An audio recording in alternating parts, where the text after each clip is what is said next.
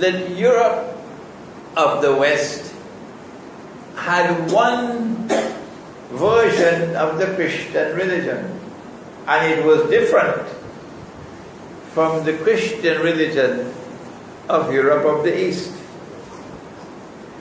The two hated each other. If you think Shia-Sunni rivalry is terrible in Islam, that was worse. The capital of this Eastern European Christian world was Constantinople. And when Europe of the West waged the Crusades, they were targeting two cities, not one. They wanted Constantinople, and they also wanted Jerusalem. So Europe of the West is a very strange creature. We got to study it. When they did succeed in conquering Jerusalem, they behaved like barbarians. There was nothing of the Christian religion in their behavior. They slaughtered everything. Men, women, children, babies, everything they slaughtered. Are these Christians? We have to ask ourselves. That's how they behave. When we, on the other hand, Salahuddin Ayyubi, when we conquered them, when we defeated them, Salahuddin was the most honorable and dignified of all leaders you could find. Magnanimous, showing them what it is to be a civilized people. So who are these people who behave like barbarians and yet call themselves Christians? And then they also conquered Constantinople. And they held Constantinople for about 80 years. Until they planned their plans, and Allah plans His plans, and Allah is the best of planners. And this eastern part of the Christian world was able to recover Constantinople. So who are these people? Western Europe, who gave us modern Western civilization, which today has impacted all over the world.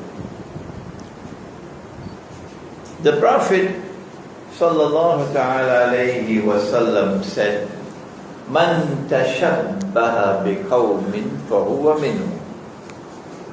Whosoever imitates a people belong to them.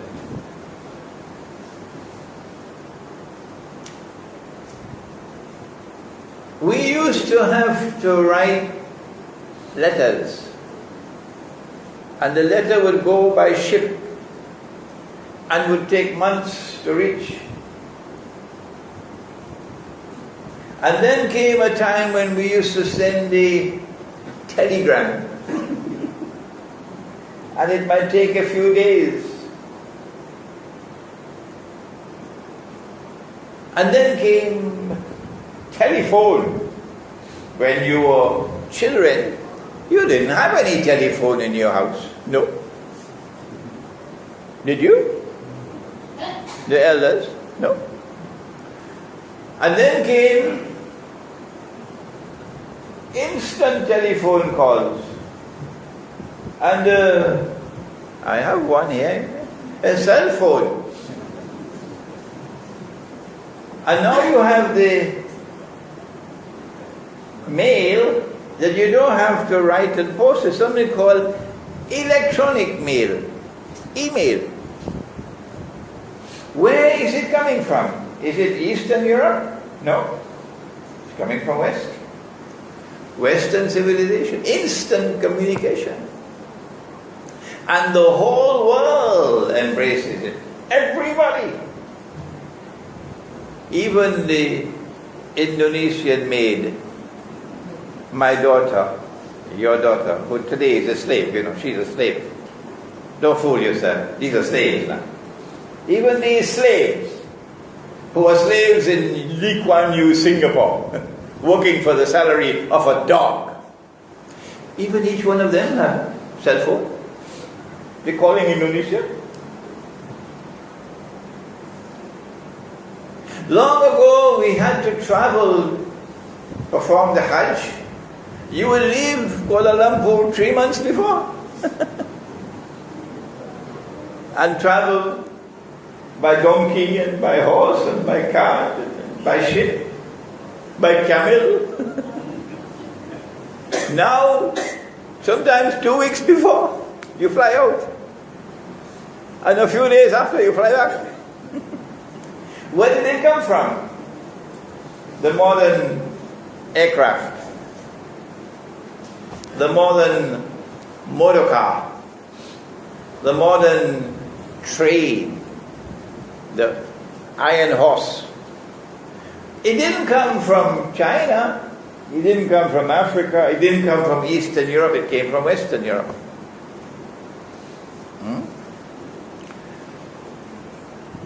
A scientific and technological revolution which is still unfolding. Unlike anything that mankind had ever experienced in human history. And it has come from them. And every time the scientific and technological revolution advances one step, the whole rest of the world embraces it. Yeah. If you and I do not seek to understand what is happening in the world today, then I have bitter news for you. You and I have only peanuts in our head. That's our status. Allah says in the Quran that this Quran has been sent down tibyanan likulli shay, to explain all things. So this Quran must explain modern Western civilization. 100 years ago you used to buy and sell using dinar and dirham. Your grandfather, grandmother probably still have some that you used to use. Dinar and dirham. Where did this money come from that we now use? This paper and plastic and electronic money that our muftis, I don't know what will be their state on Judgment Day. I am sorry for them. They have a great surprise in store for them. The muftis who give the fatwa halal without any knowledge. They are totally ignorant. All the muftis who declare the paper money is halal, they have a very unpleasant surprise waiting for them. Where did this paper money come from? It came from them. Where did the banking system come from? We didn't have any banks 100 years ago. You had money lenders, but not banks. Today a banking system is poised to take over from governments. Let me repeat that. Today a banking system around the world is poised to take over from governments in controlling the world. Where did the banking system come from? It came from them. Who are these people? Let us turn to the Quran so that the Quran might explain. Allah speaks in the Quran about the Christians and Nasara. And He says about Nasara, وَلَتَجِدَنَّ, and you will most certainly find in time to come, أَقْرَبَهُمْ مَوَدَّةً لِلَّذِينَ آمَنُوا الَّذِينَ قَالُوا إِنَّا نَصَارَى, that you will most certainly find in time to come that those who will be closest in love and affection for you Muslims will be those who say, we are Nasara, we are Christians. So if you find a Christian people waging war on Islam while saying it is a war on terror, you know they're not Christians.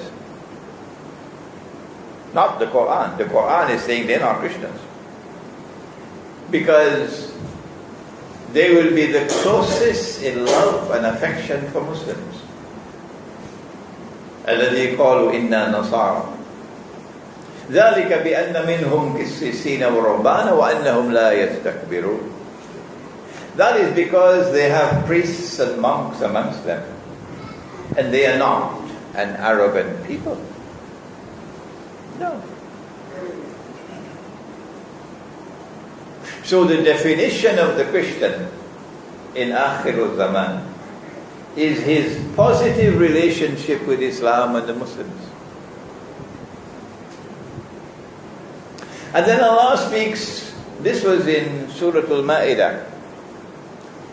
In the same ayah, Allah speaks at the beginning, لَتَجِدَنَّ أشد الناس عداوة للذين آمنوا اليهود والذين أشركوا, that you will most certainly find in time to come that those who will have the greatest hatred for you, hatred burns in their hearts for you, are the Jews, and those who are pursuing the agenda of shirk in the world. So we have to look for that time in history when the Jewish world shows its greatest hatred for Muslims, like Gaza, like what just happened in Gaza. And we have to wait for that time when a people are pursuing an agenda of shirk around the world. And when you see that, then you know, if you want to recognize the true Christian, this is how you recognize him. Today, we are living in that world in which the Zionist Jewish world is waging hostile war against Islam and Muslims with hatred. And today we are living in that world in which Europe of the West is advancing the agenda of universal shirk. Let me briefly and rapidly give you some examples of that shirk,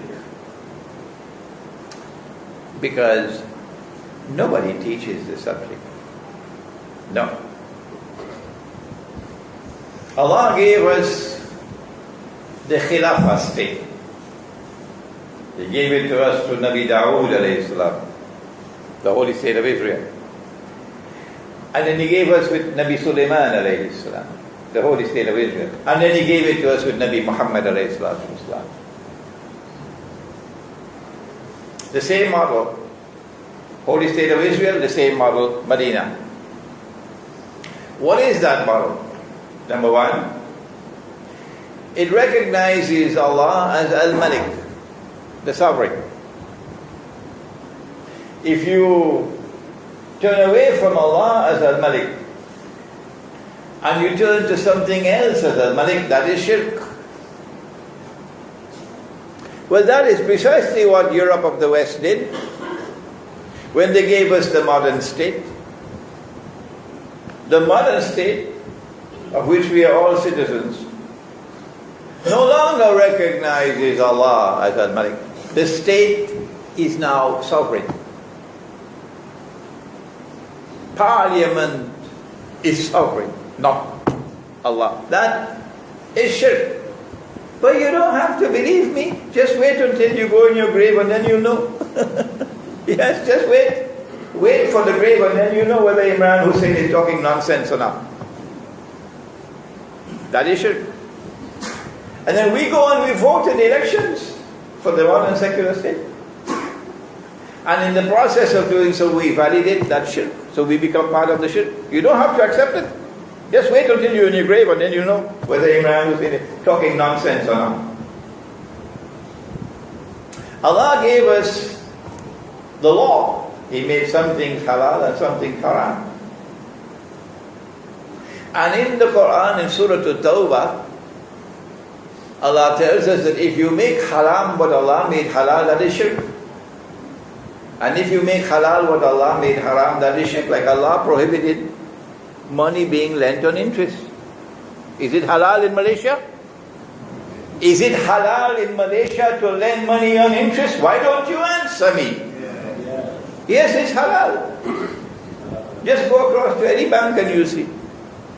The law permits it. So what Allah made haram, they have made halal. That is shirk. You don't have to believe me. Just wait on the grave and then you'll know.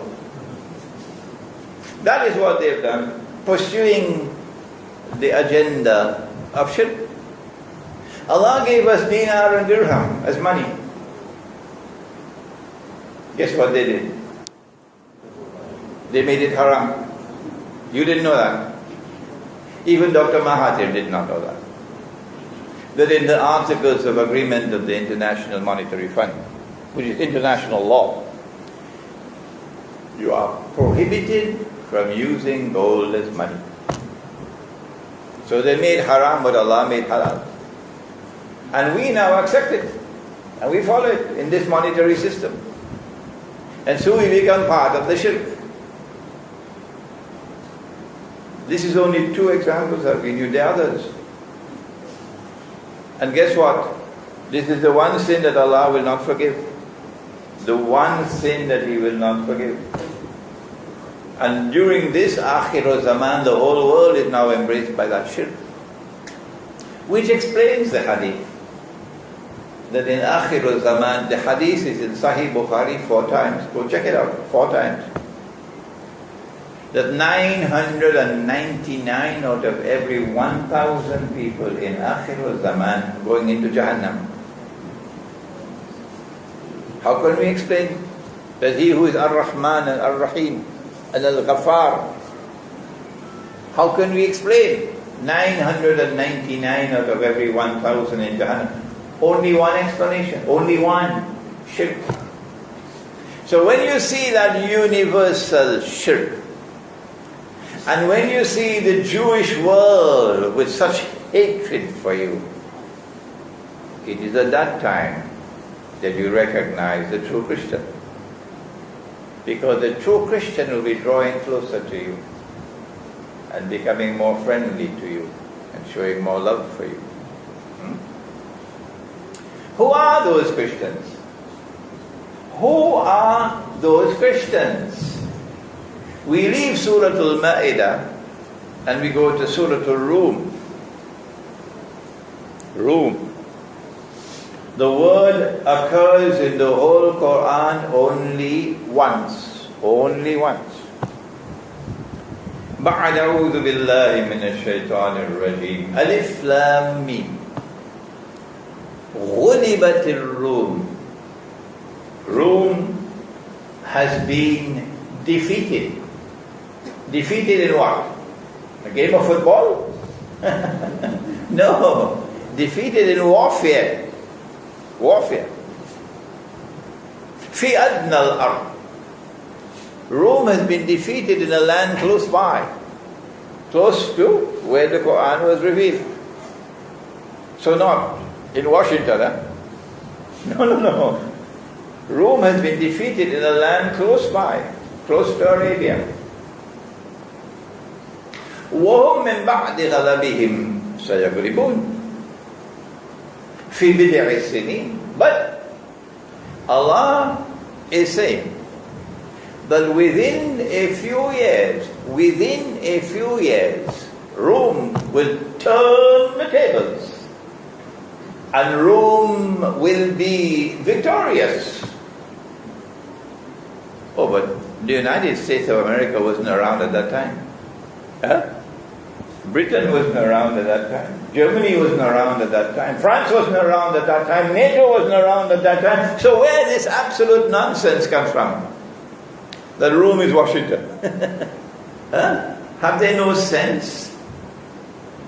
Rome has to be a power, a military power, which existed at that time, which was defeated close to Arabia, and then within a few years was victorious. Who is Rome? Answer: Eastern Europe. Eastern Europe was called Byzantium, the Byzantine Christian Empire. And they had the Orthodox Christian faith, meaning they say we have the true Christian faith, the original Christian faith. This is what we have.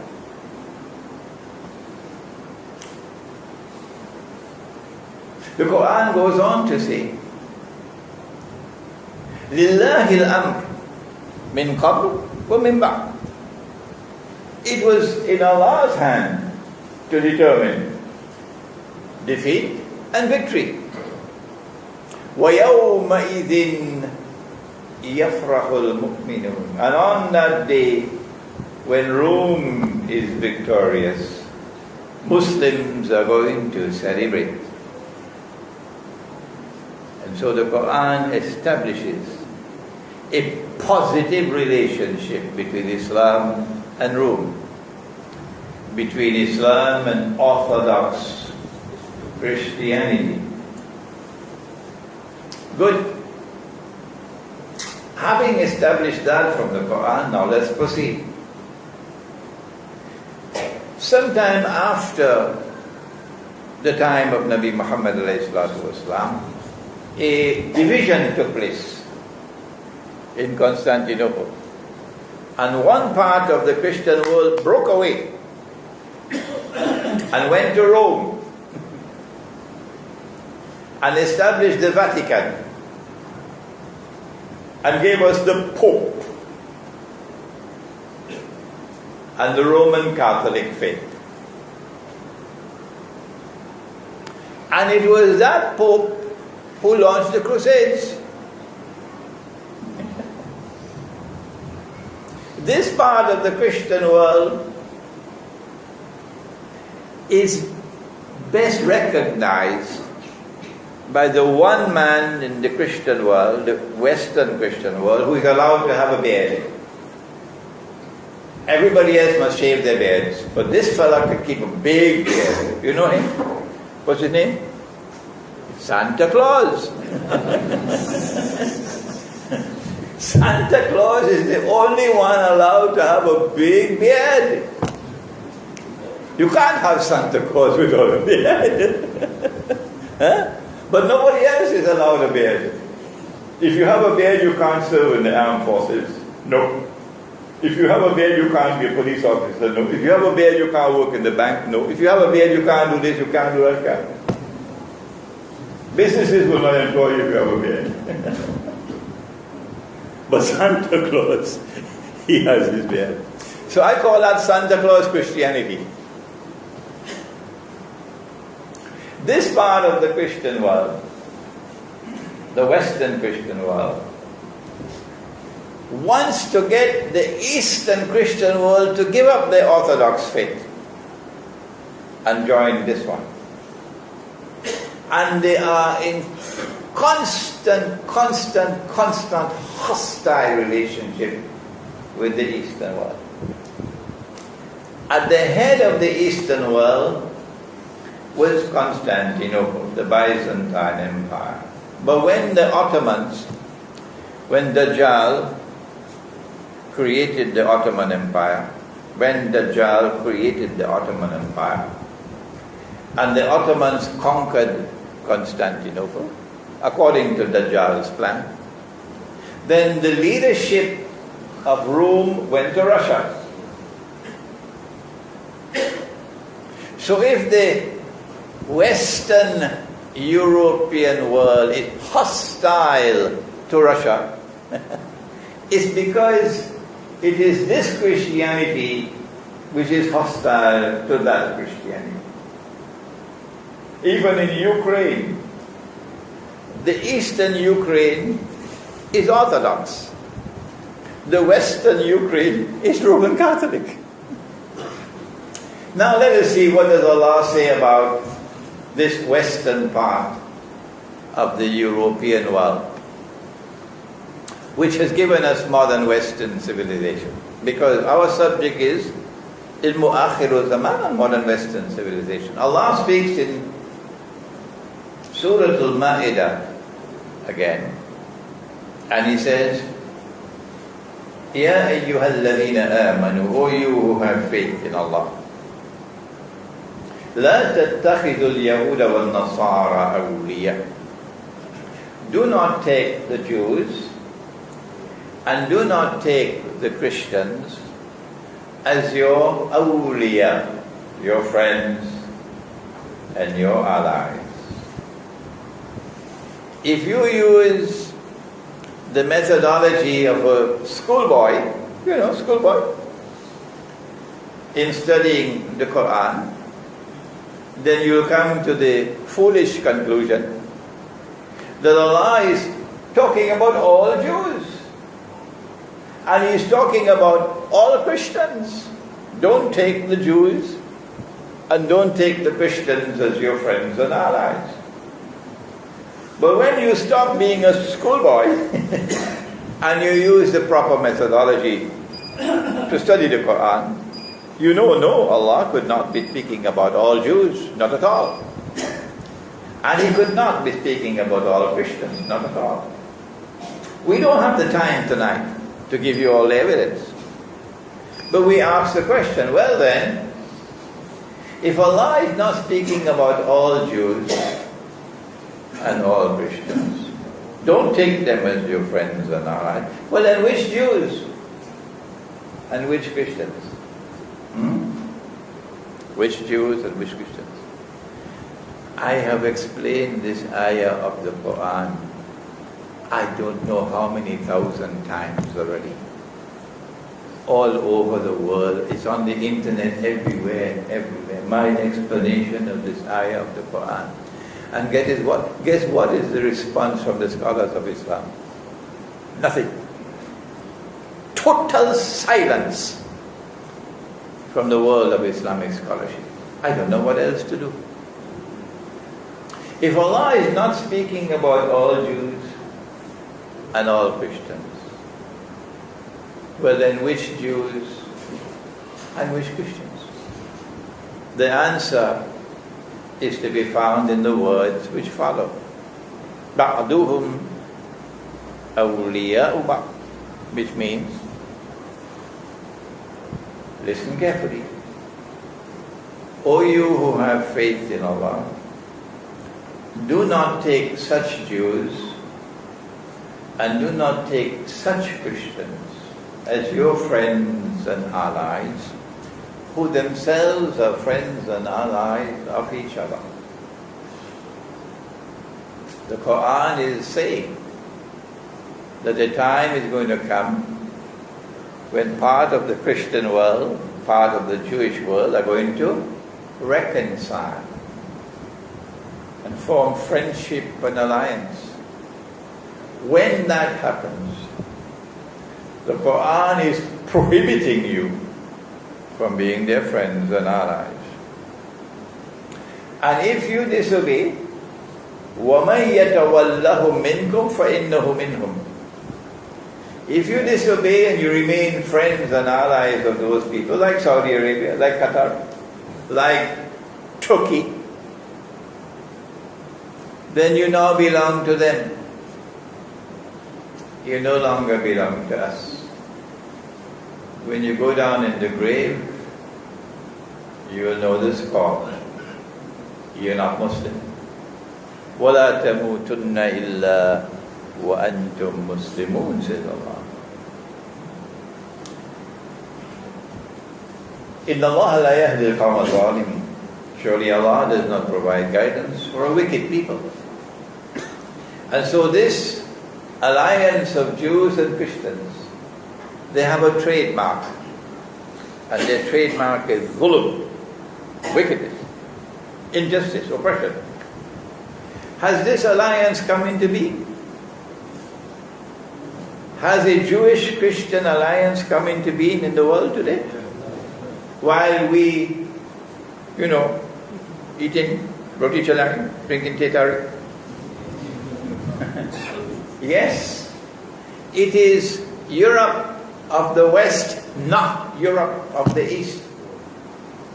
It is that Europe, that Christianity, led by the Vatican, the Pope, which has forged an alliance with the Jews, not all Jews, and the bond which has bonded them together is called Zionism. Zionist Christians and Zionist Jews. And when that alliance of Zionist Christians and Zionist Jews come into being, we are prohibited from being their friends and allies. I was invited to an Islamic conference in Senegal, and they have been after me for months now. Conference is taking place at the end of December in Dakar in Senegal. And Sheikh Imran, we want you there, we want you there, we want you there. So I was preparing for my visit to Senegal all these months, until finally I got the guest list with the program. And I saw that they invited Bill Clinton. So I replied to them right away, I will not disgrace myself, and I will not disgrace the Ummah of Muhammad alayhi salatu wa salam in participating in any Islamic conference in the Muslim world in which Bill Clinton or any representative of the US government is present. That was my reply, based on Allah's command in the Quran. You cannot be their friends and allies. Bill Clinton is a Zionist, Christian Zionist. So now the Quran has explained to us that this part of the Christian world is a Christian world with which we are going to have friendly relations. They will have love for us. And guess what? I traveled to Moscow last year for the first time. After I had given a lecture at UIA in the masjid on the conquest of Constantinople in Akhir Zaman. Nabi Muhammad alayhi salatu wasalam prophesied that we will conquer Constantinople in Akhir Zaman. What time is the Azan? Over 8. And they, in Turkey, the Ottoman Empire, they gave us this rubbish. The conquest of Constantinople in 1452 by Sultan Muhammad Fatih, that fulfilled the prophecy of Nabi Muhammad. I said, that's wrong, false. The conquest of Constantinople is coming. And it comes after the Malhama, or Armageddon. or before. He praised the army that will conquer Constantinople. And he praised the commander, لَتَفْتَحَنَّ الْقُنْسْتَنْتِنِيَّةِ وَلَنِعْمَ الْأَمِيرُ آمِرُهَا وَلَنِعْمَ الْجَيْشُ ذَلِكَ الْجَيْشُ, said the Prophet ﷺ. But this army that conquered Constantinople in 1452, guess what the first thing they did? Shamefully, disgracefully, manifestly sinfully, they took the greatest cathedral of Rome, Hagia Sophia, which had been a Christian cathedral for 1,000 years. This is the heart of Rome, this cathedral. And the Sultan shamefully and disgracefully and manifestly sinfully transformed it into a masjid. Shame on you! The Turkish Muslims could be annoyed with me. But my job is a scholar of Islam, to teach deen. And when I speak on the basis of knowledge. Shame on you for what you did. One day we will conquer Constantinople. It's coming. And on that day, we will return this cathedral to you, the Christians. And we will offer an apology to you for what we did. And we will restore the name of the city to that name which Nabi Muhammad ﷺ used with his own lips. He said, Constantinople. So Mustafa Kamal, get lost. You cannot change the name and prohibit us from using the name Constantinople. That lecture reached the whole of Eastern Europe. That lecture reached Russia. And I got an invitation from the State University of Moscow, the most important university in the whole of Russia. They invited me. And I went. And believe you me, Imran Hosein with his hat and beard. And when I went there, the scholars, the Russian scholars, in their most famous university, they received me with so much respect. They treated me with so much respect. And after we had dialogued for, I don't know, about 3 hours, they had affection for me. And they were insisting that I must return. You think I could get that kind of reception in Washington or London or Paris? Huh?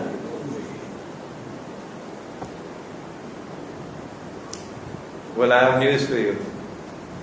Your prophet, he said that in Akhirul Zaman, you Muslims will make an alliance with Rome. And Rome today is led by Russia.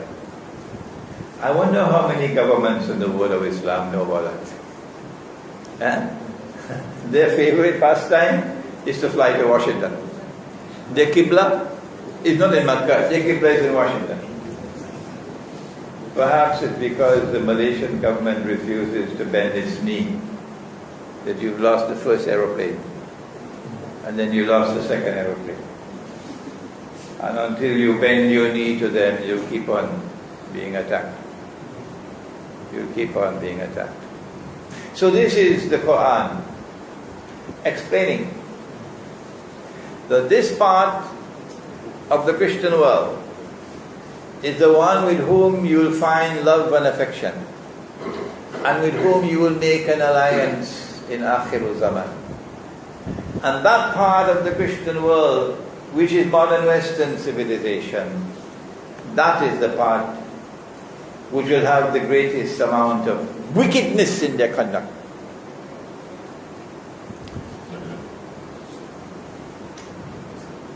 But that part of the Christian world with whom we are prohibited from having friendly relations, they have a sinister agenda. They have an obsession with Jerusalem, the Holy Land. They are the ones, a British army, defeated the Ottoman army and took Jerusalem. And on that day when the British general entered Jerusalem in 1917, he said, "Today the Crusades are over." No, the Crusades were never over. They're still having crusade now in Syria. They're bombing Syria. They're bombing ISIS in Syria. It is that part of the Christian world which brought the Jews back to the Holy Land, Britain and United States. It is that part of the Christian world which brought back the state of Israel in the Holy Land.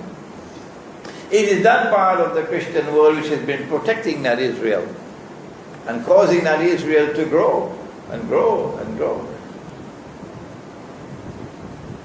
And now we turn once again to the Quran for an additional explanation of modern Western civilization. Those of you who are familiar with my book, Jerusalem in the Quran, we have it in English, we have it in Bahasa. Many people buy the book, few people read it. Sheikh, I read the first part of it many years ago. Life is busy. Okay, that's your choice. I explained the subject in Jerusalem in the Quran about 12 years ago. Allah speaks in Surah Al-Anbiya about a town. The Arabic word is Qarya. Qarya. Kampung. Kampung. Qarya. Allah speaks in the Quran about a Qarya which He destroyed. And the people were expelled. And then He placed a ban on them. But they could never return to reclaim that Qarya as their own. Tak boleh. Until a certain moment in time. Let's go to the Quran. It is Surah Al-Anbiya, verse 95. وَحَرَامٌ عَلَى قَرْيَةٍ أَهْلَكْنَاهَا أَنَّهُمْ لَا يَرْجِعُونَ. They cannot return. حَتَّى إِذَا فُتِحَتْ يَأْجُوجُ وَمَأْجُوجُ, until Gog and Magog are released. وَهُمْ مِنْ كُلِّ حَلَبٍ يَنْسِلُونَ, and they spread out in all directions. Only then will the world witness the people of this town returning to reclaim the town as their own. Today, after you've read Jerusalem in the Quran, everybody knows it's Jerusalem. The town is Jerusalem. Except, you know who? The only people who don't know that it is Jerusalem are the ulama of Islam. That's the only people on the face of the earth who do not know that the town is Jerusalem. The ulama of Islam. وَحَرَامٌ عَلَى قَرْيَةٍ أَهْلَكْنَاهَا أَنَّهُمْ لَا يَرْجِعُونَ. It is haram for the people of a town which we destroyed and expel them from the town. Haram for them to return. There's a ban on them. They can never return to reclaim the town as their own until Gog and Magog are released. And they spread out in all directions. But it can be translated also as they descend from every height. Who are Gog and Magog? Ya'juj and Ma'juj. Who are they? The introduction, of course, is in Surah Al-Kahf. That's the most, listen carefully, the most important surah of the whole Quran. on Ilmu Akhiru Zaman is Suratul Kahf. If you have to spend a lifetime with Suratul Kahf, do it. When you study Suratul Kahf, let the tears fall from your eyes, begging and begging and begging Allah to open your eyes and open your mind and open your heart, that you might understand the Quran. Suratul Kahf of the Quran. And Gog and Magog are introduced in Suratul Kahf. But we don't have the time to give you a lecture on Gog and Magog tonight. I have a book outside entitled An Islamic View of Gog and Magog in the Modern World, but we don't have it in Bahasa yet. We have Jerusalem in the Quran in Bahasa, but not the one in Gog and Magog. The town is Jerusalem. So when you find a people with an obsession for the Holy Land, to liberate it, like the Pope in Rome with the Crusades, and then they take control of the Holy Land, and they bring the Jews back to the Holy Land to reclaim it as their own. You know, this is Gog and Magog. So now the Quran is telling you that modern Western civilization is the civilization of Gog and Magog, Ya'juj and Ma'juj. You don't have to believe me. You don't have to accept it. No. Not at all. At this time, your brother Imran Hosein is the only voice in the world of Islam. The only voice saying this. I can't get the ulama to accept what I'm saying to be correct and to be true. But if this was the falsehood, if what I am teaching is false, how do you explain it? How do you explain that every day that passes by, more and more people around the world are accepting this analysis as correct? If you are standing on the foundation of falsehood when explaining the Quran and explaining the Hadith, you should be heading for the garbage bin. Yes, there can be no barakah, none, if you're standing on the foundation of falsehood. The contrary is happening. That around the world people are hungry and hungry and hungry. Sheikh, I want to learn from you. I want to learn from you. I will leave any university in the world to come and study with you. This can't be a trait of falsehood. And so I say to you tonight, based on the Quran, that the civilization that is called modern Western civilization is the civilization of Gog and Magog. Allah speaks in the Quran in Surah Al-Kahf about Gog and Magog. And He says, Inna Ya'juj wa Ma'juj mufsiduna fil ard. That Gog and Magog, they commit fasad. Anything that they touch, they corrupt.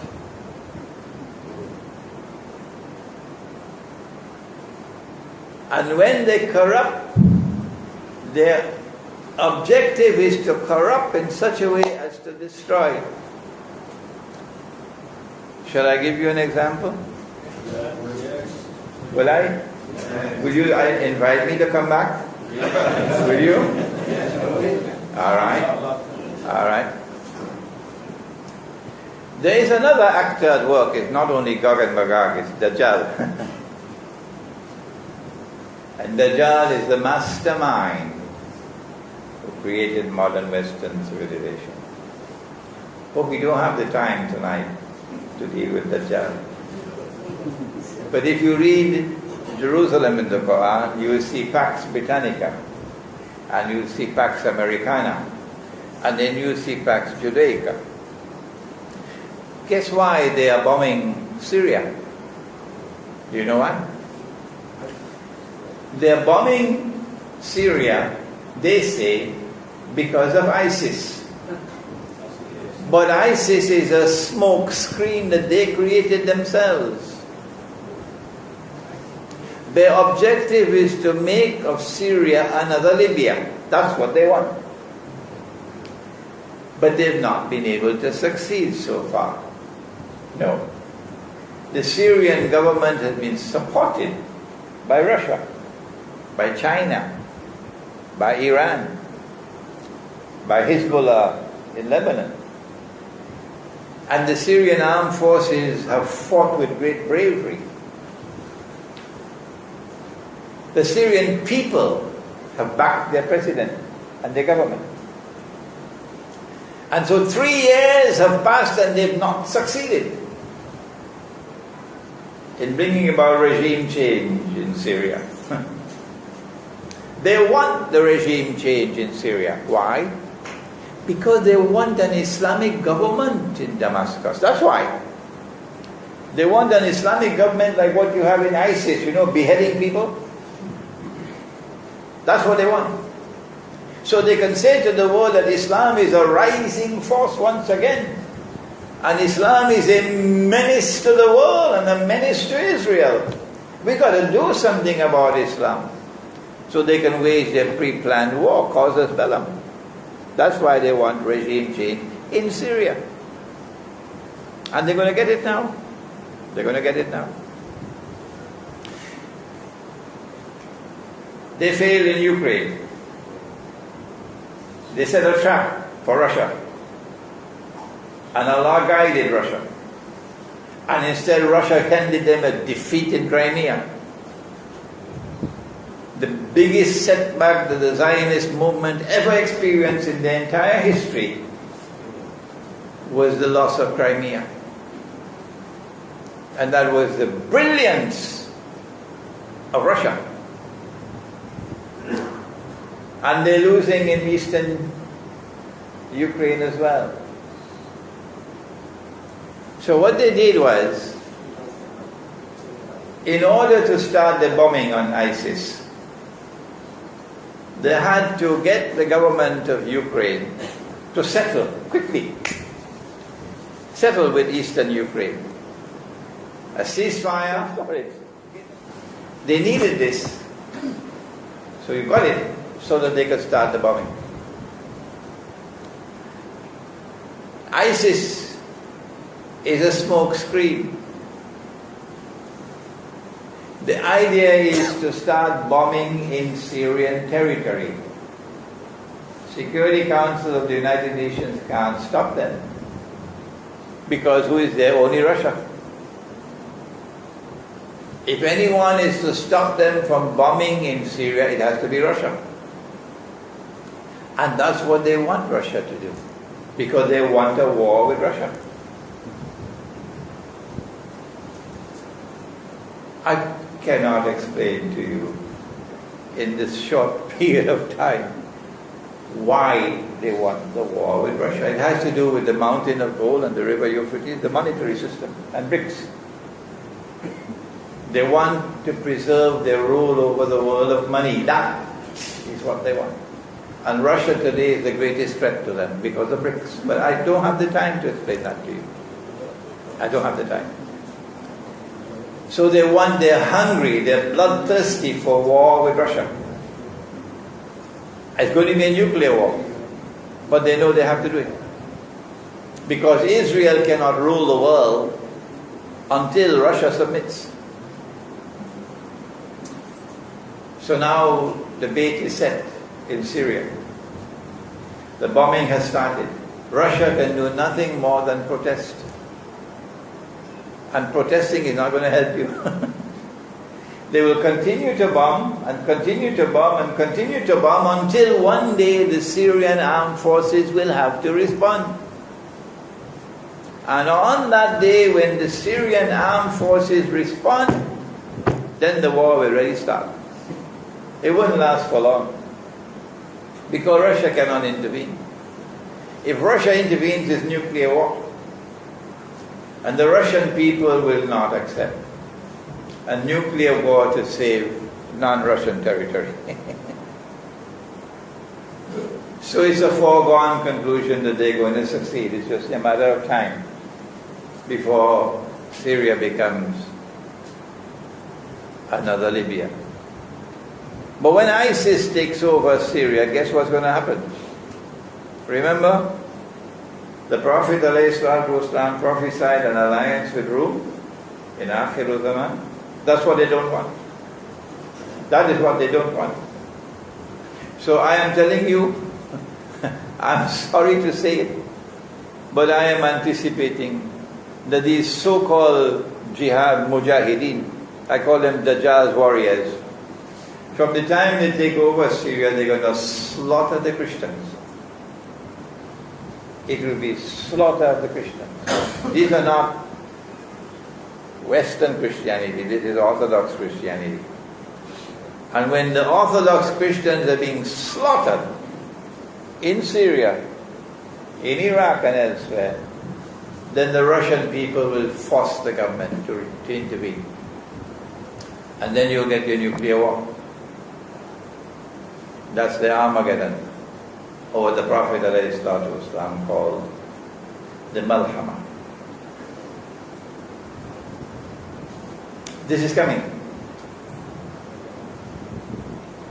They want the Malhama so that they can force the submission of all the world to the state of Israel. When the Malhama takes place, it will be thousands of nuclear weapons being used. We never experienced anything like this before in history. This will be the first time. When a nuclear explosion takes place, it's a mushroom cloud. So thousands of nuclear weapons, you would not be able to see any sunlight. The world will be in darkness for I don't know how long. No sunlight. When all these nuclear explosions take place, they emit radiation. That radiation will contaminate the atmosphere. So no aeroplane can fly. No missile can fly. No bird can fly. No bee can fly. Because they cannot navigate anymore. No electronic gadgetry will work after the Malhama. No. North America will disappear. Nobody can live there. United States and Canada.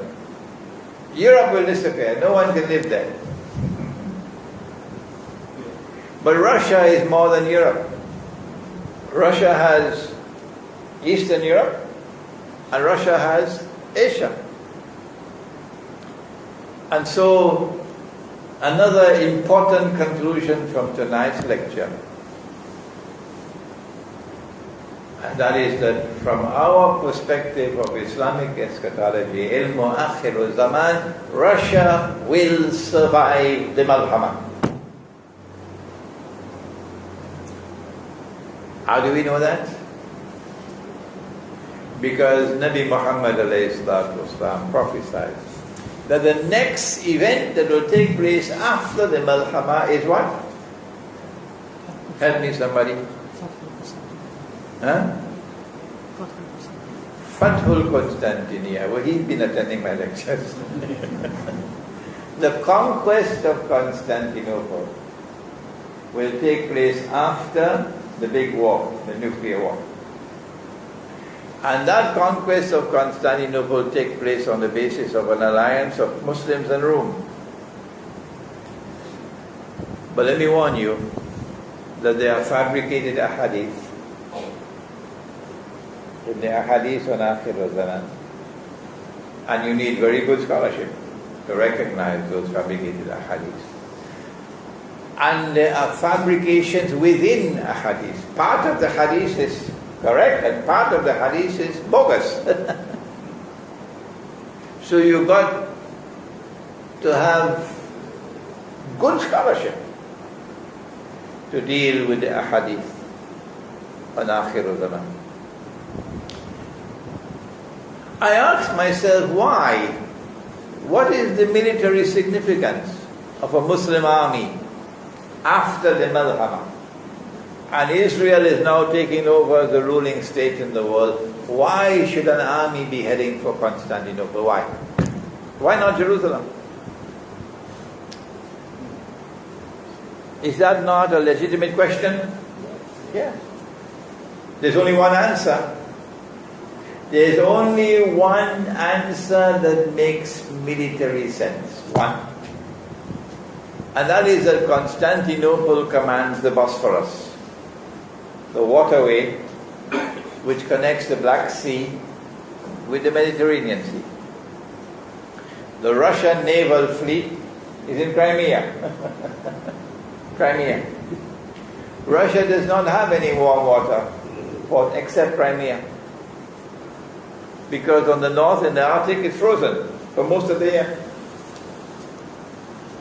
So the Russian fleet, the navy, is in the Black Sea.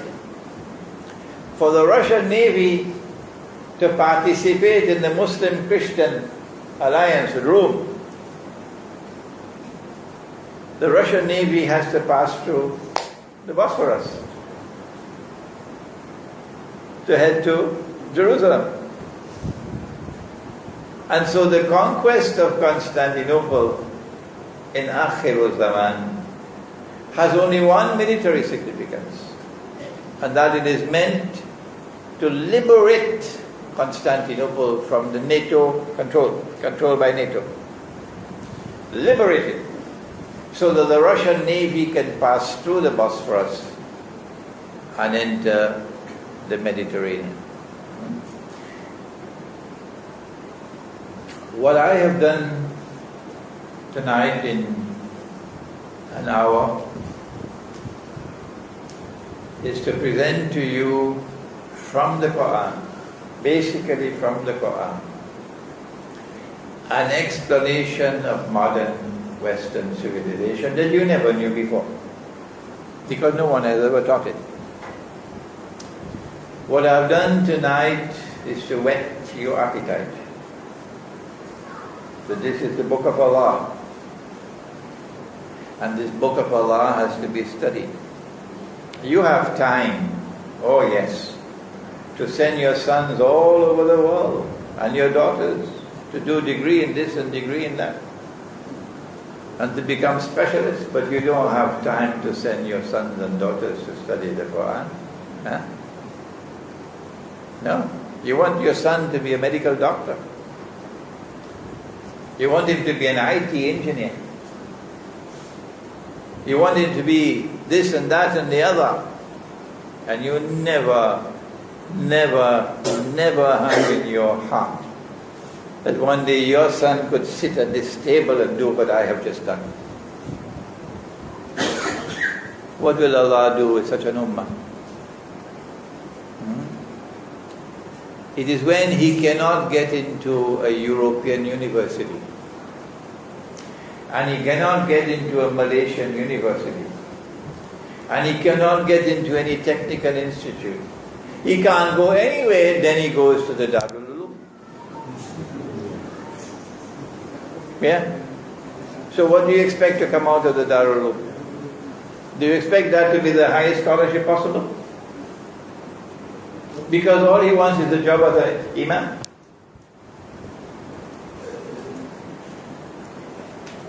We pray that tonight's lecture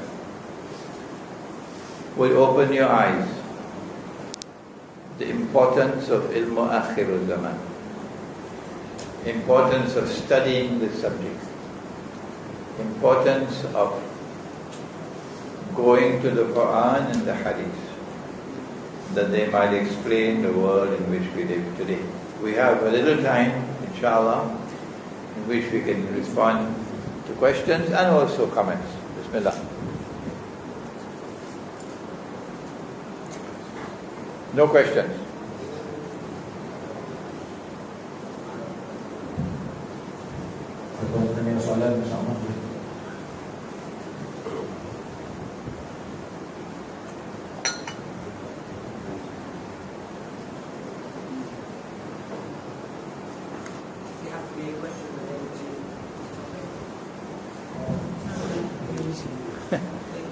My question is about Indonesia and the new Christian government. Is that some sort of Zionist attack on Indonesia? Because it seems to be very out of place. All of a sudden, a Christian government is elected in Indonesia. Yeah, yes, Indonesia. There's some sort of. Yeah, the Indonesians themselves are not aware that Indonesia has a very, very, very important role to play in Akhir Zaman. And even the Indonesians are not aware. But to explain that, I'm going to have to spend about 15 or 20 minutes.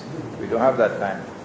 I have to go to the hadith about the river Euphrates, the mountain of gold.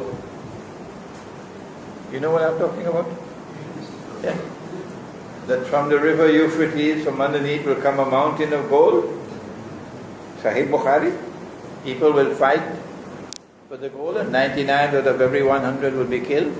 Everyone will say, I'll be the one who will survive, and Muslims must not touch that gold. That gold, mountain of gold, is the ocean of oil. An ocean of oil which one day will function as gold, and that happened in 1973 when the petrodollar came into being. And the malhama that is going to be fought is because Russia, as the head of BRICS, is challenging the petrodollar monetary system. You know about BRICS? BRICS? Russia, China, India, South Africa, and Brazil. These five. And they are challenging the petrodollar monetary system. The war that is coming, that will be fought for the mountain of gold, the Malhama, is a war for the survival of the petrodollar monetary system. The Zionists want to maintain control over money. When the Malhama takes place, there will be no more electronic money, no more paper money, no more plastic money. After the Malhama, it has to be dinar and dirham, gold and silver. And Israel will then become king, because the Jews, the Zionists, control the gold of the world. They took all the gold out of Fort Knox. All the gold from the Federal Reserve, all gone to Israel already. That's why Germany can't get back the gold, because it's gone. So Israel will command the world of money when we return to dinar and dirham, because Israel controls the gold. Now something will happen in Indonesia. Lee Kuan Yew wouldn't like this at all. And Israel's control over money will collapse. What is it will happen in Indonesia? Can anybody tell me?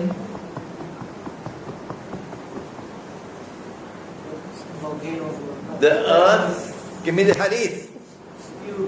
The earth will, when a woman becomes pregnant, beginning, doesn't she vomit? Vomiting? You married as yet? Vomit? Vomiting, huh? The hadith says that the earth will vomit from its liver columns of gold and silver. I couldn't understand this vomiting.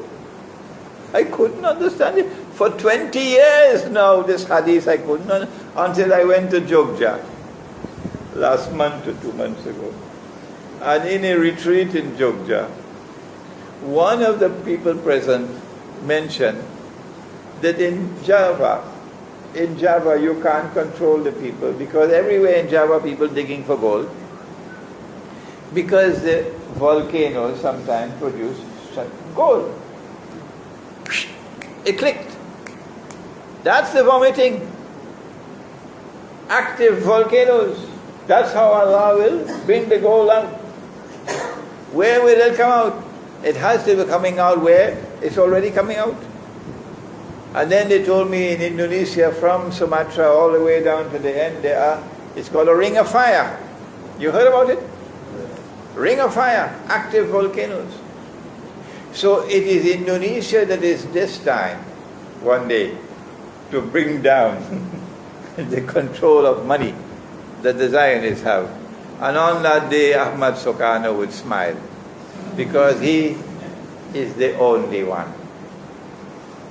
The only leader in the whole world of Islam post-Caliphate was Ahmad Sukarno, who when Indonesia became independent, he said, the Indonesian rupiah must be convertible into gold. And he called the scholars, the ulama, and he decided that 10 rupiah would be equivalent to 5 ounces of gold, or 5 dinar or something like that. You think anybody else in the world of Islam dare to talk about that today? These boys that we now have ruling over us? That was Ahmad Sukarno. That's one of the reasons why they had the coup d'etat to remove him and replace him with that puppet, that Zionist puppet called Suharto. Ahmad Sukarno is the only leader in the history of the world of Islam post-Caliphate. Only one. Today you'll call him a fool. Those who have peanuts in their head. He took Indonesia out of the IMF. He did. And may Allah bless him for that. May Allah forgive him his sins for that. May Allah forgive him his sins for that. The only one who took Indonesia out of the IMF. Hugo Chavez tried. May Allah bless Hugo Chavez for that. May Allah bless Hugo Chavez for that.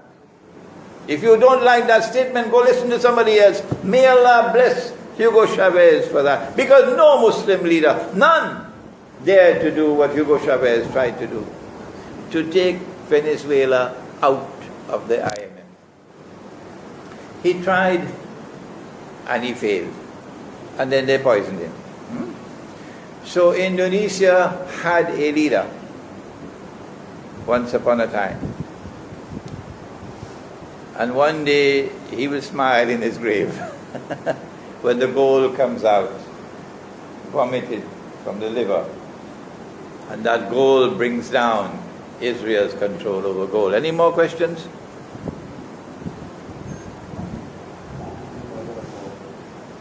Yes. Is the shooting down of 2017 is part of the deal between Russia and Spain? The Zionists, most probably, but we'll never get the true story, most probably are angry that the Malaysian government is not prepared to bend down and to submit over some issue. And they want to teach Malaysia a lesson. So the aircraft disappeared, and then another aircraft was deliberately targeted because it was Malaysian Airlines. It was deliberately shut down because it's Malaysian Airlines. They deliberately did it for Malaysian Airlines. And if Malaysia still does not bend down and submit, there will be other things, other lessons to come. But I don't think the Malaysian government can submit so long as Dr. Mahathir is alive. Any other question?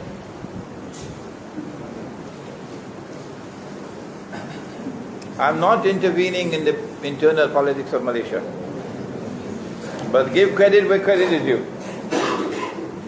This is the only country in the world of Islam today where Imran Hosein could do the work that he's doing. Where Imran Hosein has the freedom to lecture, to preach. I lectured at USM in Penang on the 9th of September. There were 3,200 in the auditorium. I lectured at UITM in Shah Alam on the 17th. The Vice Chancellor standing next to me looking at This is more than 3,000, probably 4,000 people present. I'm not allowed to do this in Pakistan. I can't do this in Bangladesh. I can't do this in Saudi Arabia. I can't do this anywhere. Not in Turkey. But in Malaysia. So this can't be something that they are pleased with at all. So I think they're going to come after Malaysia. Keep on coming after Malaysia. Any other questions? Yes. We are always talking about Western civilizations like Christian civilization and Islamic civilization. What about China? Because I've read reports saying the Chinese army were involved in the Syria fighting against Okay. China is a very careful customer. The Chinese don't ever do anything rashly. No. They're very, very, very careful people. But China did reveal its profile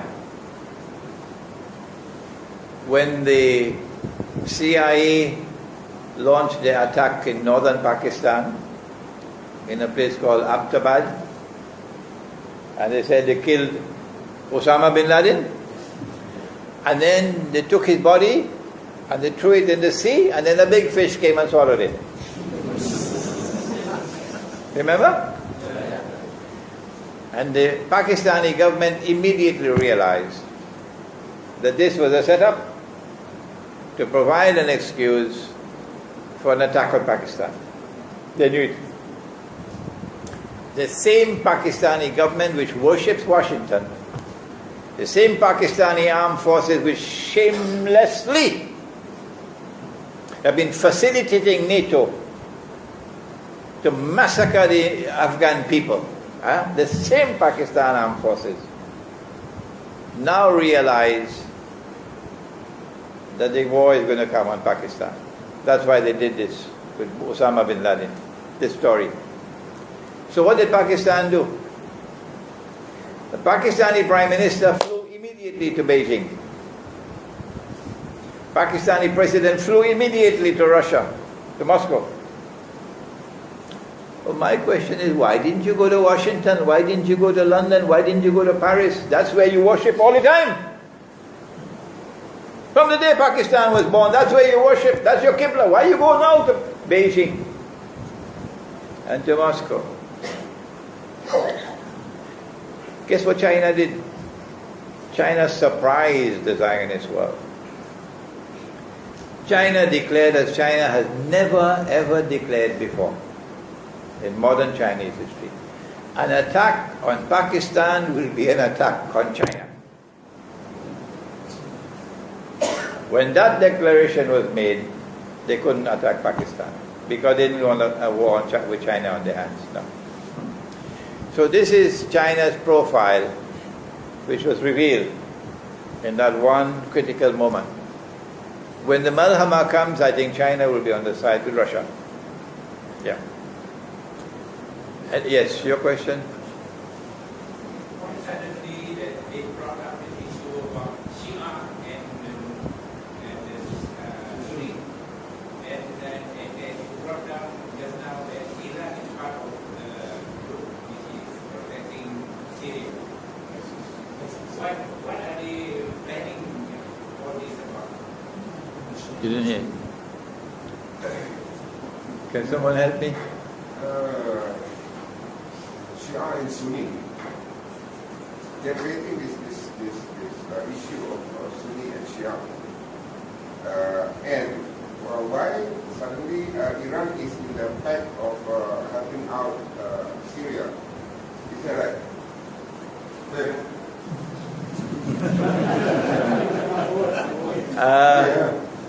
The master plan of the enemy. The master plan is to foster Shia-Sunni civil war in the world of Islam at this time, in order to, number one, give Islam a bad name in the world. So all of mankind will look at Islam and say, what a pity these people, look at them. and laugh at us. Shia Sunni fighting with each other. Number two, that in the Shia Sunni civil war, the target will no longer be Israel. Number three, Shia Sunni civil war, and that's the end of Pakistan. Pakistan cannot survive if there's Shia Sunni civil war. Number four, Shia Sunni civil war and the whole of Islam will grow weaker and weaker. Weaker and weaker.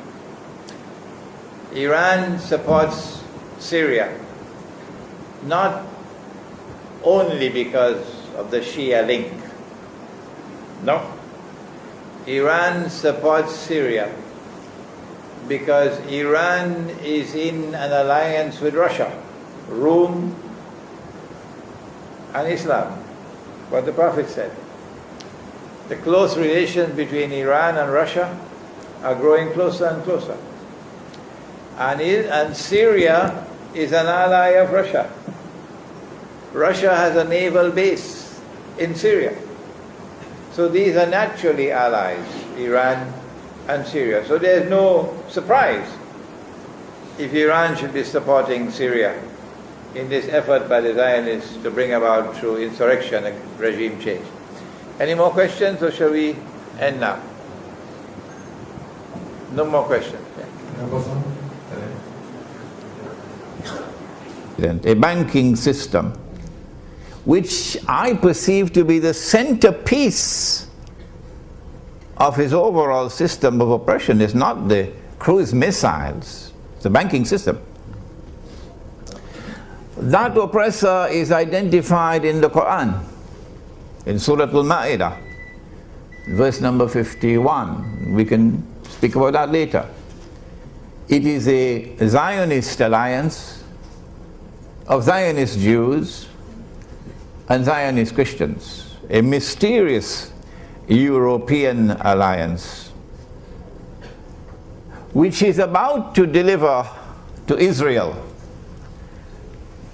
after a long struggle, the status of ruling state in the world. The Zionists want history to end with a Pax Judaica, which would replace the Pax Americana in which we now live, which itself replaced the Pax Britannica, which preceded it.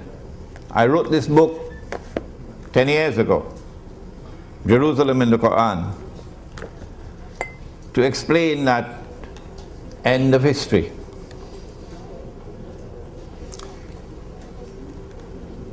When Israel rules the world tomorrow,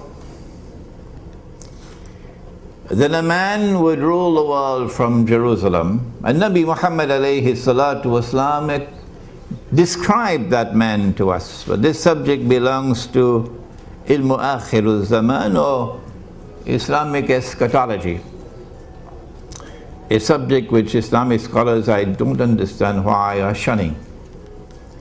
That man is, of course, Dajjal, the false Messiah. The US dollar is about to collapse. Even a schoolboy knows that. I don't know why the bankers don't know that. If they do, why aren't they talking about it? And why aren't they explaining to us why the US dollar is about to collapse? And how is it that Imran Hosein 15 years ago was saying that the US dollar, not only is it going to collapse, but it must collapse? Is he a prophet? Does he have an angel talking to him? Excuse me for my frustration, but like my brother Omar, we have been voices crying in the wilderness for a long, long time now. Why must the US dollar collapse? And we said that when it collapses, it'll bring down the US economy, and that will facilitate the transfer of power to Israel. And we said that the present monetary system will then have to be replaced with a new monetary system. This is monetary economics. They don't teach it in the Darul Uloom. And yet we get fatwa on money by people who have never studied modern monetary economics.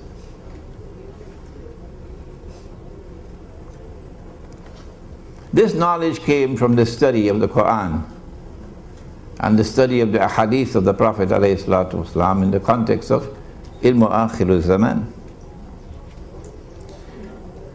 If the modern monetary system, which came out of Bretton Woods and which has come out of the International Monetary System and the Monetary Fund, and the Articles of Agreement of that fund, which incidentally, and even Dr. Mahathir did not know it, prohibits what Allah made halal.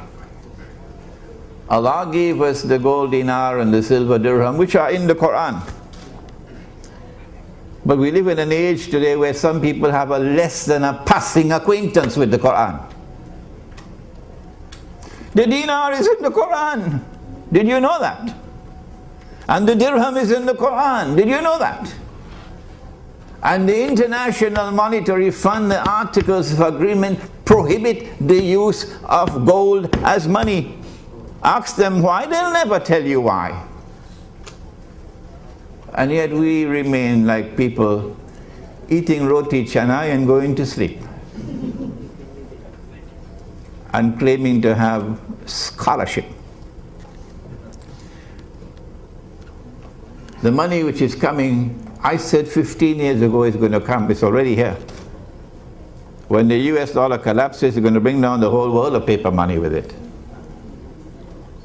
And this bogus and fraudulent and utterly haram paper money, which of course we can defend anytime anyone wants to challenge us or not, is going to be replaced with electronic money, which will be more haram and more dangerous. I thought it's coming in the future, it's already here. But then imagine my surprise, based on my study of Islamic eschatology. 2 years ago I realized that the same people who have given us paper money in order to rip us off and to reduce Indonesia to abject poverty, so our daughters will now be maids all over the world, our daughters, and be paid the salary of dogs and cats. Our daughters. The same people who are now giving us electronic money in order to have a system where you have espionage to track down every single transaction and to be able to close an account whenever they want to, whenever it's convenient. The same people are going to bring back gold and silver tomorrow as money. I was surprised when I discovered that we're moving towards a tomorrow, maybe 20 years from now, when Israel is going to mint gold and silver. Oh, is going to mint gold and silver? My gosh, Imran, you are behind time. Israel is already minting gold and silver coins. Go to Singapore, you see them on display.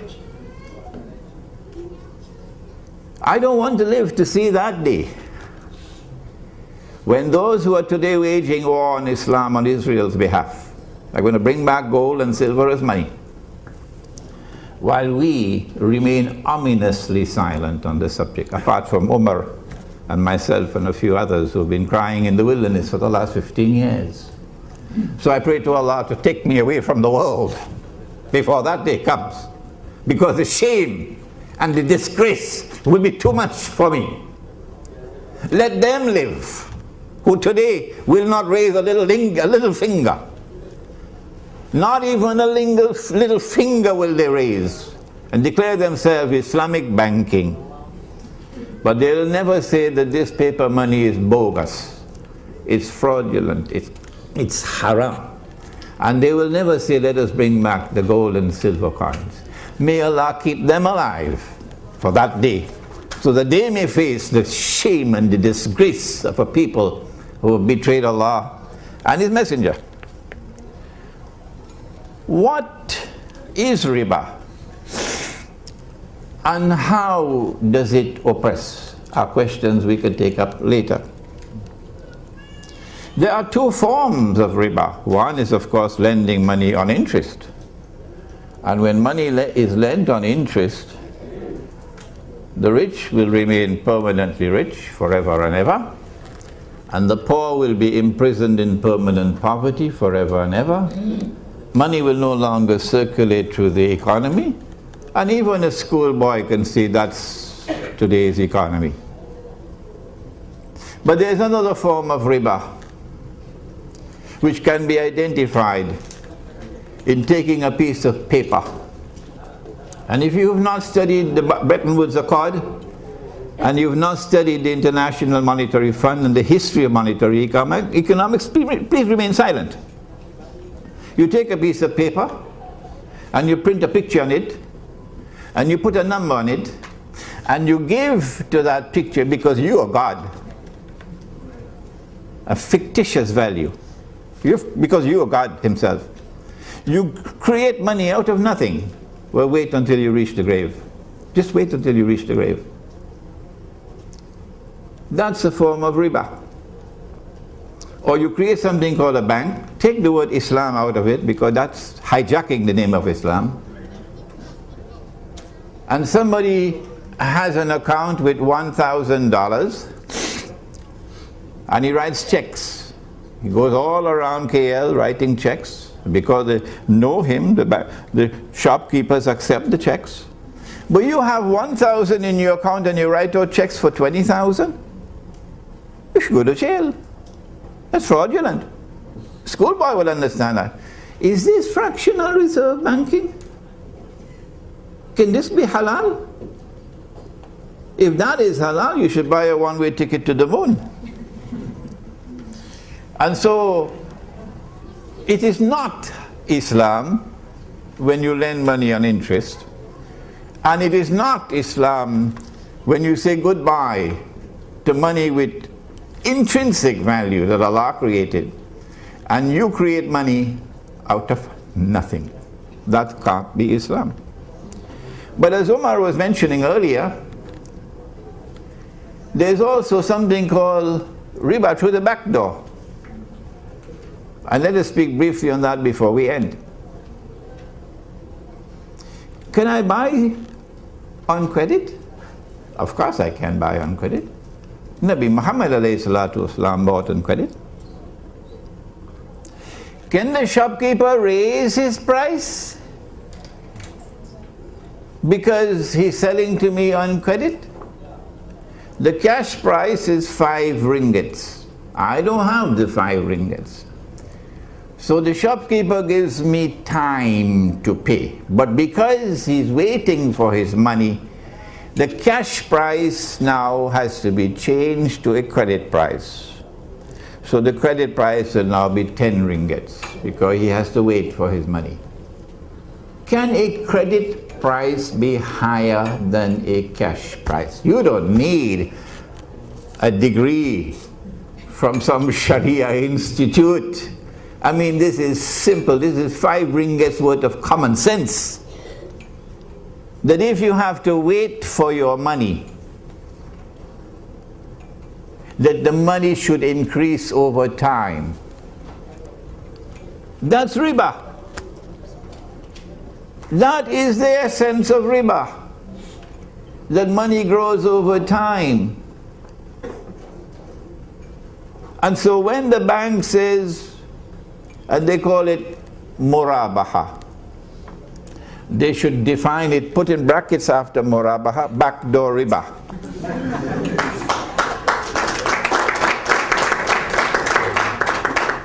And these are our Muslim brothers and sisters, and we should warn them about the punishment. I hope somebody asks me about that question. What can be the punishment in the grave for this bogus betrayal of Islam? If credit price is higher than cash price, the difference between the two would be because of time. That money can increase over time, that's riba. And so Islamic banks should take the word Islam out of it, so long as they are practicing these bogus transactions. What is the solution? Allah gave it in the Quran. in the very last revelation. He says, وَأَحَلَّ اللَّهُ الْبَيْعَ وَحَرَّمَ الرِّبَى. The alternative to riba is business. Business. A business transaction is one which embraces risk. You can make a profit or you can suffer a loss. Once there is that risk in the transaction, it's not riba. And number two, don't wait until the enemy, who is now waging war on Islam and who gave us this monetary system that we're now using, don't wait until they return to dinar and dirham, to gold and silver, because the embarrassment will be too great. Let us return to the dinar and dirham now. It's not sufficient to mint it. No. More than that. When you see something which is munkar, you got to respond to it. And the response must be to change it. فَلْيُغَيِّرُهُ بِيَدِهِ. And minting the dinar and dirham to work alongside the munkar and say, you scratch my back, I scratch yours, is not the solution. We have to be more aggressive than that. Ours is the alternative. Yours must go. How do we do that? My suggestion has been, let us build a market in which we'll prohibit the bogus money. Let us build a market in which we'll return to the gold and silver dirham. And Allah does not sleep. And if we're doing the work that is pleasing to Allah, then Allah is the one who charts the course to victory. Thank you. Wassalamu alaikum wa rahmatullah. Thank you very much, Brother Imran Hosein, for most enlightening, eye-opening remarks on Islamic banking. Now I open buka kepada para hadirin lah untuk bertanya soalan, untuk bagi komen dan sebagainya, and direct to our panelists. Please identify yourself as usual. Anyone? First one, yes. Assalamualaikum warahmatullahi wabarakatuh. My name is Hazlinda. I'm actually a reporter, but I'm also a victim of Islamic banking. If you ask me, satu penindasan, we don't need that question mark. It's not because of riba, but because of miscalculation by bankers. I lost the house. I'm not ashamed of that, to say that I didn't want to pay because the calculation was wrong. I went to NCF and they calculated it was 50% more than it should be. NCF is also part of Bank Negara, but unfortunately Bank Negara just mediated the whole thing. PPIM was there. We were there with Maybank. I'm not ashamed to mention them as well. Maybank, Prakash Mukherjee, whoever you name them, they were there. They have been told about this problem for 8 years. What did they do? They did not even recalculate. They were told that there was an extra of 150,000 to 250,000 on the loan given. We took a 375,000 ringgit loan to buy a house, and they charged us 793,000 to pay back within 19 years. I wouldn't mind paying if the calculation was right. It was based on 2 years of 6% and another 17 years of 8.25%. We challenged them to calculate. They failed to. What I'm trying to say here is, can CIMB or the university create an entity for people to go to ask if the calculation is right? We need a roof above our heads. We need a roof to actually sell off to send our children to further their education. Is that wrong? Now, when we brought this up, what the banks did was, they have a lawyer to take the matter to court. I'm sorry I have to share this in English so that Tuan Imran and probably the others who are more conversant about this matter would be able to respond. And I'm sure that in Azia, you can also feel the whole matter. Now, when we went to UIA to consult another lecturer by the name of Professor Zakaria Man, he gave me the majalah. I went through the trouble to read about Bibita bin Najir. It was too difficult for me to mention that term when I first took the loan. BBA was easier, but it was nonsensical. I should have spelled it some other way and put an I at the end. So when matters were brought to court, because we didn't want to pay and we wrote them thousands of letters to tell them it's wrong. Even the current CEO failed to look at it. don't want to mention his name because I thought he's someone very respected. However, when it was miscalculated and we got INSIAF to tell our lawyers that we ought to fight this case, we were told that the current judge listening to such cases was from Bank Negara Malaysia, Rohana. We had even brought that matter to her when she was still in Bank Negara. What's the point if we keep circling in the same circle? I would like to know, Tuan Imran, what is the punishment for these people? And I would be very happy, to lose the house today, but actually feel satisfied over the penance that they will face for their sins. They owe me a lot. They owe Islam a lot. They owe other people a lot. This is not the only case. We're not talking about extra payment. We're talking about wrong calculation. When I went to Bank Negara and I pretended to be an ordinary person at the counter, I told the staff, please calculate for me. She did. And it was excessive. But I can't win a case in court. Why? Because we have people from Bank Negara. For your information, the officer whom I had complained the matter to was an ex-Maybank staff. What do you expect? There is hidden loyalty all the time. That is very wrong. You should not be loyal to something that is wrong, something that is evil, something that is Zionist in many ways. I've also taken some photographs this morning before coming here because I was very angry about what was happening. I've given to PPIM photographs of the House of Credit Manager who actually handles repossessed cars. Look at the number of cars he has. He's got a 60 Sirocco, he's got a Range Rover, and they are all with WV number plates. He has just retired. I am still working and I can't afford that. Alright? So all this is because you have officers who do not know where the line stands. They buy cars for their friends and sell it off. He's got 4 cars. Look at the number plates. They are not ordinary cars. And he says to my sister who lives next door that these are cars given to him for being director on a company. That's bullshit. I'm sorry. No company gives such cars. I would love to be a director for that company. I'm sure even if I work for that company, I'll get a better car than what I'm driving today.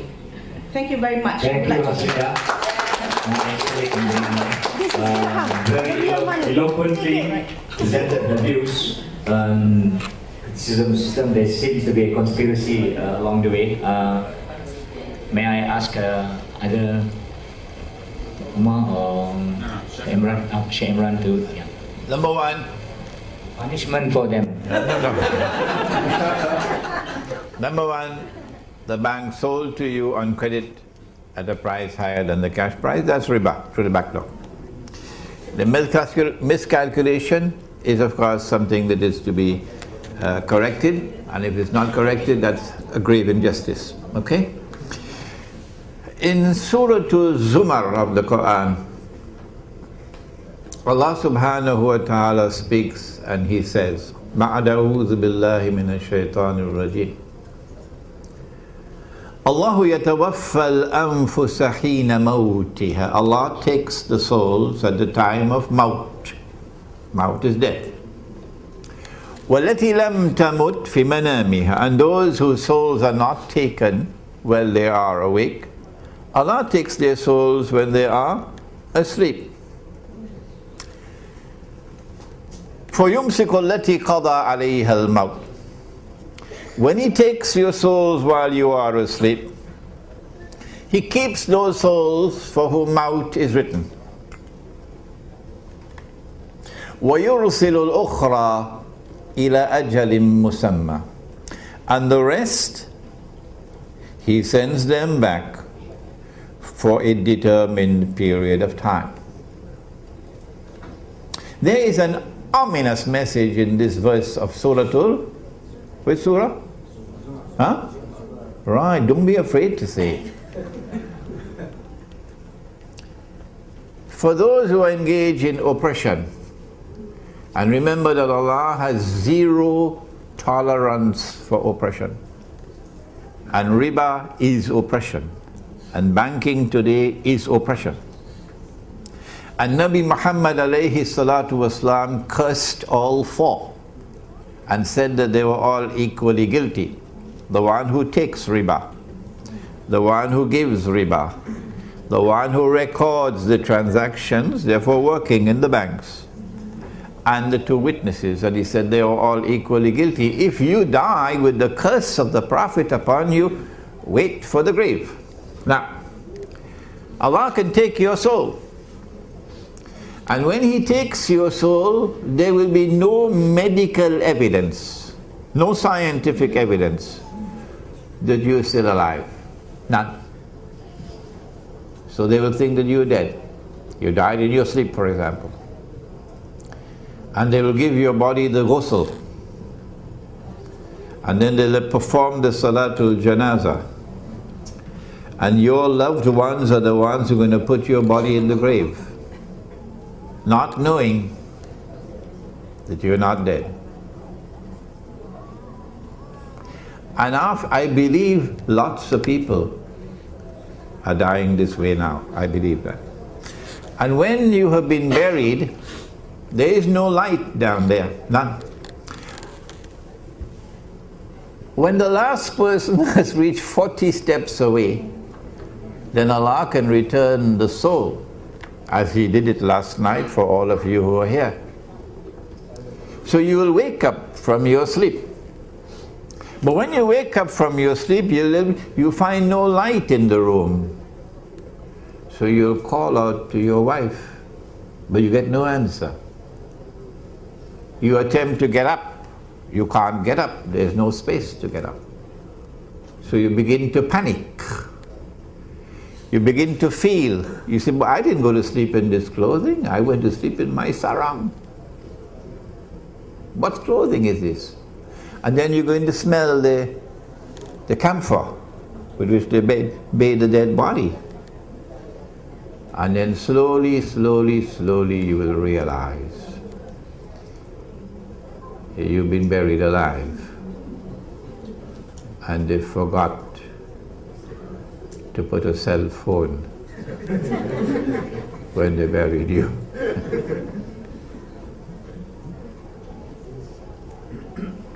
And then you're going to cry out, and cry out, and cry out. But there's no one to hear you.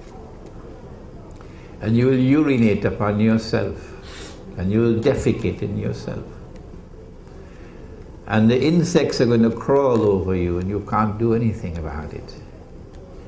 You can't call for your banker, you can't call for your chauffeur, you can't call for your Indonesian maid. She's always an Indonesian, incidentally. You can't call for any help. And Allah is now going to punish you with a punishment you richly deserve. Because you had a less than a passing acquaintance with the Quran. You had eyes you could not see. You had ears you could not hear. You had hearts you could not understand. It doesn't matter whether you are Christian or Jew or Hindu or Buddhist or Confucian or anything. The same God who created you is the same God who sent the Quran and sent Muhammad alayhi salatu wasalam. This is the punishment.